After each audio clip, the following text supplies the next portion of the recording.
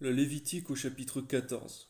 L'Éternel parla à Moïse et dit: Voici quelle sera la loi sur le lépreux, pour le jour de sa purification.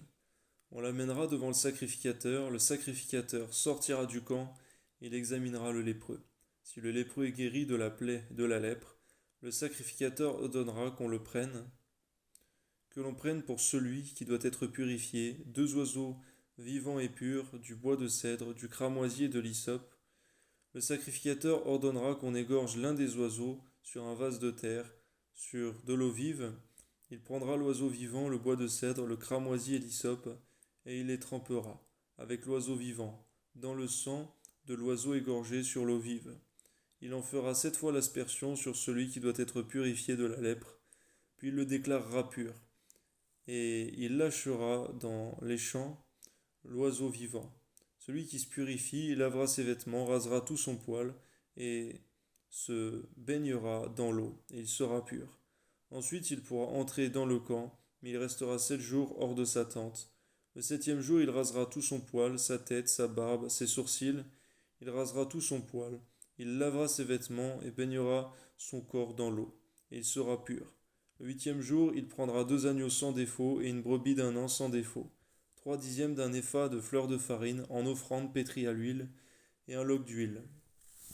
Le sacrificateur qui fait la purification présentera l'homme qui se purifie, et toutes ces choses devant l'Éternel, à l'entrée de la tente d'assignation.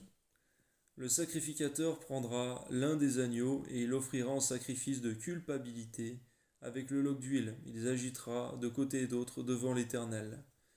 Merci Seigneur Jésus parce que tu es pour nous l'agneau immolé Seigneur et tu nous enlèves la culpabilité. Sois béni Seigneur, Amen. Il égorgera l'agneau dans le lieu où l'on égorge les victimes expiatoires et les holocaustes, dans le lieu saint, car dans le sacrifice de culpabilité, comme dans le sacrifice d'expiation, la victime est pour le sacrificateur. C'est une chose très sainte. Le sacrificateur prendra du sang de la victime de culpabilité et l'en mettra sur le lobe de l'oreille droite de celui qui se purifie, sur le pouce de sa main droite, sur le gros orteil de son pied droit.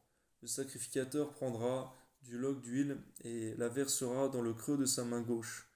Le sacrificateur trempera le doigt de sa main droite dans l'huile qui est dans le creux de sa main gauche, et il fera avec le doigt 7 fois l'aspersion de l'huile devant l'Éternel.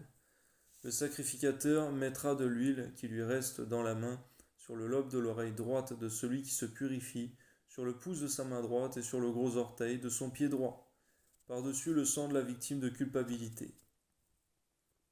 Le sacrificateur mettra ce qui lui reste d'huile dans la main sur la tête de celui qui se purifie, et le sacrificateur fera pour lui l'expiation devant l'Éternel. Puis le sacrificateur offrira le sacrifice d'expiation, et il fera l'expiation pour celui qui se purifie de sa souillure. Ensuite il égorgera l'holocauste. Le sacrificateur offrira sur l'autel l'holocauste et l'offrande, et il fera pour cet homme l'expiation, il sera pur. S'il est pauvre, que ses ressources soient insuffisantes, il prendra un seul agneau qui sera offert en sacrifice de culpabilité, après avoir été agité de côté et d'autre, et avec lequel on fera pour lui l'expiation. Il prendra un seul 10e de fleur de farine pétrie à l'huile pour l'offrande, et un log d'huile. Il prendra aussi des tourterelles ou 2 jeunes pigeons, selon ses ressources, l'un pour le sacrifice d'expiation, l'autre pour l'holocauste. Le 8e jour, il apportera pour sa purification toutes ces choses au sacrificateur, à l'entrée dans la tente d'assignation devant l'Éternel. Le sacrificateur prendra l'agneau pour le sacrifice de culpabilité, le log d'huile, et il les agitera de côté et d'autre devant l'Éternel. Il égorgera l'agneau du sacrifice de culpabilité. Le sacrificateur prendra du sang de la victime de culpabilité. Il en mettra sur le lobe de l'oreille droite de celui qui se purifie, sur le pouce de sa main droite et sur le gros orteil de son pied droit. Le sacrificateur versera de l'huile dans le creux de sa main gauche. Le sacrificateur fera avec le doigt de sa main droite 7 fois l'aspersion de l'huile qui est dans sa main gauche devant l'Éternel. Le sacrificateur mettra de l'huile qui est dans sa main sur le lobe de l'oreille droite de celui qui se purifie, sur le pouce de sa main droite et sur le gros orteil de son pied droit, à la place où il a mis du sang de la victime de culpabilité. Le sacrificateur mettra ce qui lui reste d'huile dans la main sur la tête de celui qui se purifie, afin de faire pour lui l'expiation devant l'Éternel. puis il offrira l'une des tourterelles et l'un